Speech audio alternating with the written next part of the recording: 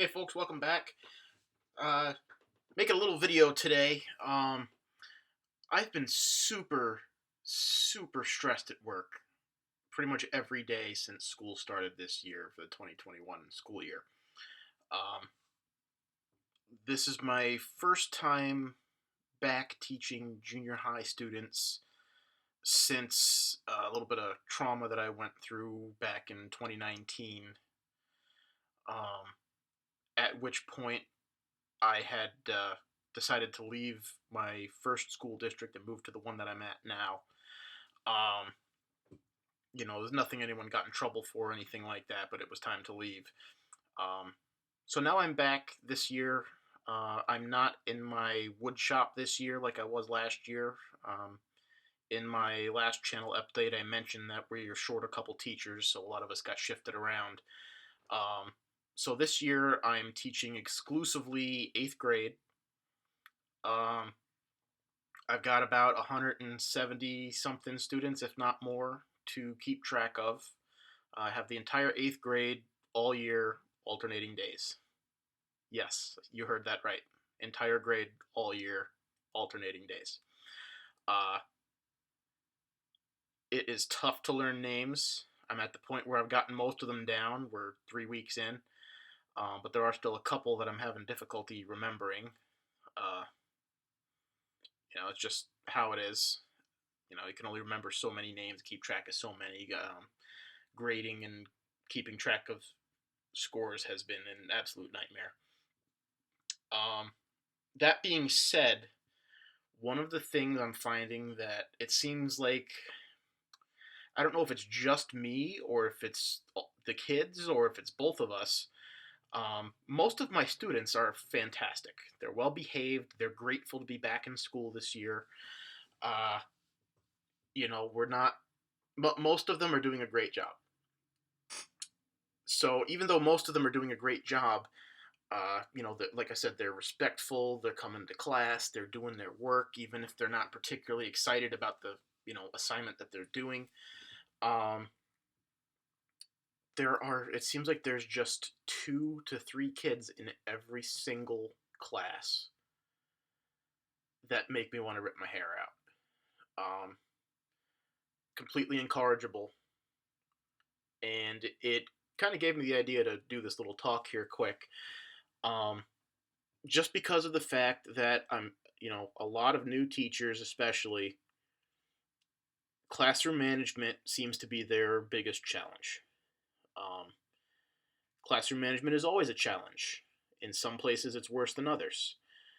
Right now, I will definitely say I am being challenged more than I ever have as a teacher when it comes to classroom management. Um, I'm in a situation with my classes where, it's tough to remember names, and that's the first thing that you need to be able to do in order to keep kids reined in and, regulating themselves, is to be able to call them by name when they're acting up. Um, that being said, when I was teaching high school for 2 years, well, actually a little over 2 years, I don't think I wrote a single referral. I think I wrote maybe one right at the beginning, and it was for something that was happening in a hallway, not even something that was in my room.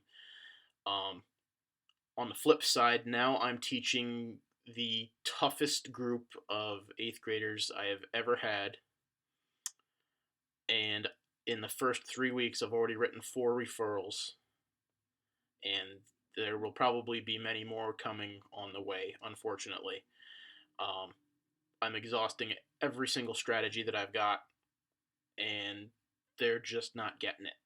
I don't know if it's because they've been basically away from school for 2 years doing remote, and they've forgotten how. I heard someone say that, oh yeah, these 8th graders, they've just totally forgotten how to school, how to be in school, how to regulate themselves. Their social skills are on par with a 4th or 5th grader. They are completely just.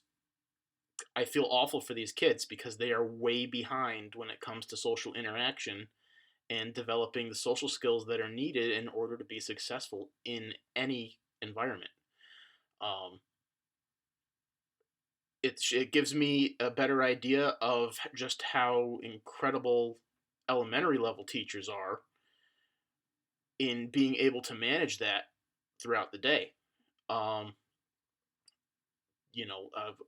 Things like throwing paper around the room, paper airplanes, getting up and being out of seats.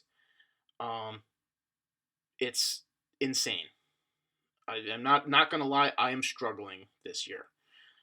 Already at this point, I am struggling, and I'm not afraid to admit it. And you shouldn't be either. And that's the point of this video.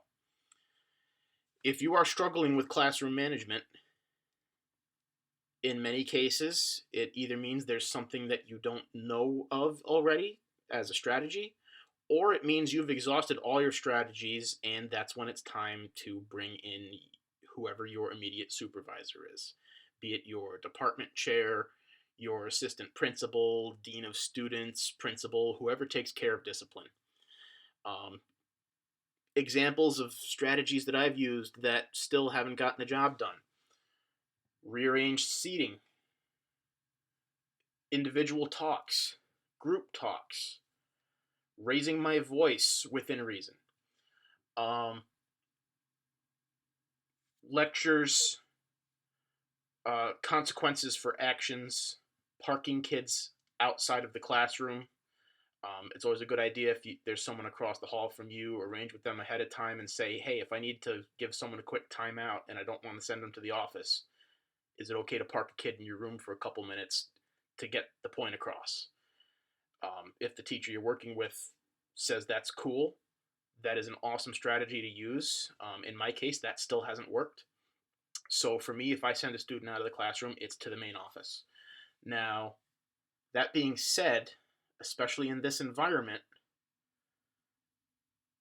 if you're a new teacher, take this to heart. Do not send a student to the main office without an escort. Okay, just don't, because they're not going to show up. You can call ahead and say, hey, expect this kid to be there. I'm sending them down now. That still doesn't guarantee that that kid isn't going to go and try and hide somewhere in your building. Okay? Um, I've made a point of that my entire career.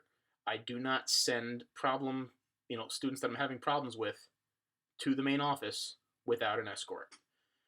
I call the office, I say, hey, send someone down, I have someone I need to send down to you. And they'll always say yes, and you can, that you'll just have to have that student park and just, hang out until that escort arrives, be it the security guard or whatever. That usually is more than enough to get the point across, but you'll still get students that just, no matter what you do, there's no way that you're going to be successful, right? There's some students that you just can't reach, and that's a fact for every single teacher, right? Other teachers might be able to reach that student, but you might not. Just like you might be able to reach some students that other teacher might not be able to, right? Personalities are personalities. There are kids that'll work with you, there are kids that won't. It's particularly difficult in 7th and 8th grade students because they are at that age where they are learning how to be rebellious, they are pushing limits, and it's just part of their, social emotional development. They don't know where the lines are, and they want to push the lines as far as they can to get their way. And you need to be self-aware of that. Okay? The second that you lose your cool, you've lost. Okay? Don't lose your cool, no matter what. Raise your voice if you need to, but don't lose your cool. Okay? Always be measured. No matter how angry or ticked off you are, don't let the kids see you lose your cool. Okay? Because that shows that you are no longer in control of yourself, which means you can't be in control of them either. It'll make things worse in the long run. That being said, okay, I can relate this to something that I'm pretty proud of recently, and thanks to a very good friend of mine, I got the opportunity to try riding a horse. Okay, and watching my friend work with horses and getting to ride her horse, I learned a lot, and it made me think about how you manage a classroom as well. Um, Managing students is a lot like riding a horse as far as management's concerned. You have to manage a horse as well. Okay, the horse will try and push the lines. For example, one of the things that's trained into a horse is that while they have a rider on their back, they are not supposed to have their head down eating. Right? So what happens while you're on the horse if you're sitting there waiting to move or go somewhere? And maybe you're waiting for your friend to mount up or something. Well, you got to keep your reins and you got to watch your horse, because if you're not paying attention, your horse is going to lower its head, try and bite some grass out of the ground, and if you don't maintain that, you're going to start losing the training that you've given that horse, right? That horse will think that now this is okay. So what happens when you see them starting to move their head? You got to hold those reins up, and as the horse moves its head down, it'll get that tug, and then it'll pick its head right back up, right? Have to be consistent like that. And it's the same thing with students. You have to be consistent, right? You also have to be preventive. You have to see the signs before they happen. Okay. Now, granted, sometimes, especially with junior high kids, they'll be coming into your classroom and they might already be rowdy because they weren't getting consistency in their previous period, right? Their previous class. So you need to be able to act right away and be ready for it. Okay. Have your routines in place. Okay. That is the biggest thing. Have the routines in place. Okay. The kids need to know the expectations. Now, this year in particular, even though I've got my routines in place and the kids know what's expected of them, it's an unusual year because it's the first year back for most of them. This year is the first time since the pandemic started that we are not offering remote classes.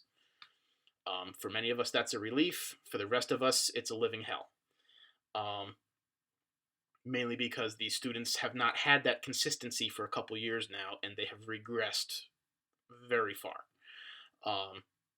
So keep in mind, results don't happen overnight. You have to chip away at it. Okay. If you look back at a previous video that I recorded about a year ago, it's called "Have a Good Day." Okay, that gives you some advice as well into this similar situation.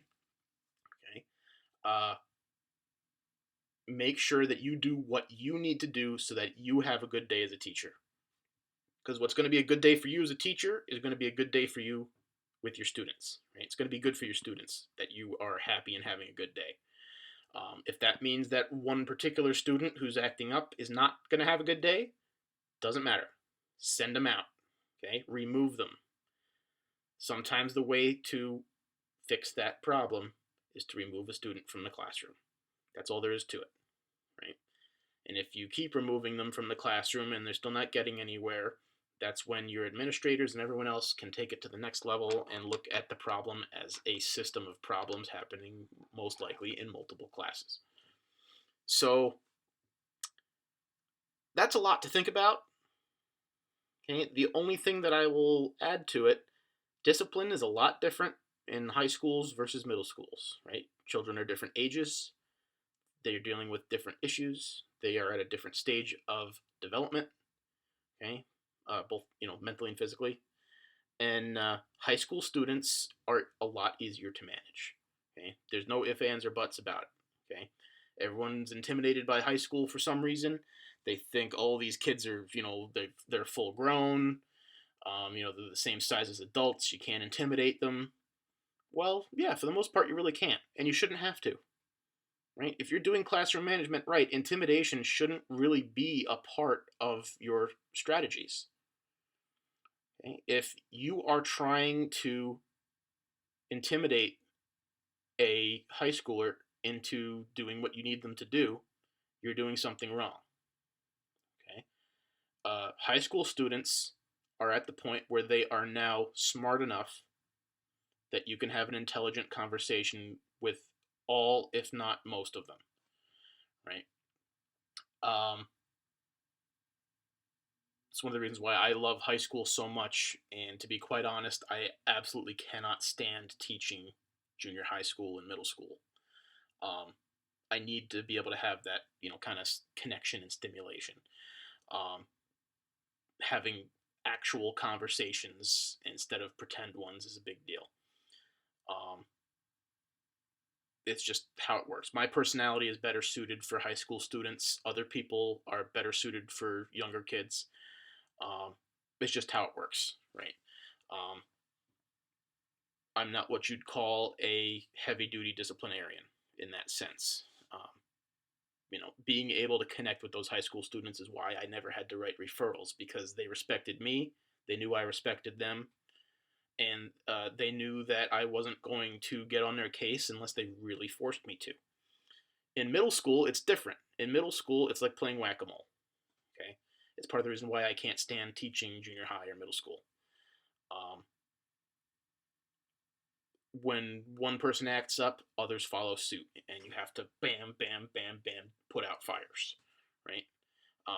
If you let one go for too long, it spreads, right? Same kind of deal there. So middle schoolers, it goes back to, like I said, on that "Have a Good Day" video. Some of the best advice I got for teaching junior high, middle school students was, "Hey, you need to be a little bit of a jerk, right? Um, it's just how you have to be. Okay, junior high kids are going to act out. They're going to be rambunctious. You just do what you can, and when you get to the point that you can't anymore, you send them out. Uh, Referrals should be reserved for unique situations. Um, Things like, physical contact, hate speech, that kind of stuff. Things that are really heavier duty, right? I know some teachers who will write kids up just because they accidentally let a swear slip out of their mouth. I'm not that teacher. Um, I don't explicitly tell it to my kids, but if a swear obviously slips out accidentally, and it's not used in an angry or I don't know, what word should I be using here. If it's not used in an aggressive sense and it accidentally slips out, I'm not going to send a kid out or chastise them about it, right? That's one of those moments where you just go, hey, watch language, But if it's obviously intentional and that sort of thing, that's where you really, really need to address that situation, because then it'll get out of hand fast. So that's just some advice, as far as managing students. It's, there's a lot more to it than that, but it's a general overview. A big part of the issue as well is keeping your students occupied. Okay, it's better to plan your lessons to take more, right? Have extra, even if you don't plan on using all of it. Have something in reserve for the kids who finish early, right? Always have something up your sleeve. Okay, there always needs to be something else that they can do. Okay, um, just always something else. Okay, one of my favorite jokes, I don't even remember who said it, is one of the number one thing about being a teacher is you always have to have something up your sleeve. Right? Some days it's a dryer sheet, but you always need to have something up your sleeves. And that's all I've got for you today. We've got like I said in my monthly update, I don't know how frequently I'm going to be uploading videos at the moment because I've got a lot going on. I'm super stressed. Um, for example, I have a digestive condition, which I won't bother talking about really, but, I've been so stressed that today my stomach issue, I had a major flare up and I had to take the day off. I don't like doing that, but it's pretty much the only time I ever become ill is that. Um, Otherwise, I don't get sick very often for some reason. I just don't. So, make sure you have a good day. Your students will thank you for it, even if they aren't aware of it. It's better for them in the long run if you take that hardline stance and make sure that you are managing them, right? Um, so if you're a teacher who's new or a teacher who is in despair, please keep that in mind, right? You can do a lot, but some things are just not going to be within your control, and you shouldn't let it get you down. That's me, and we'll see you next time.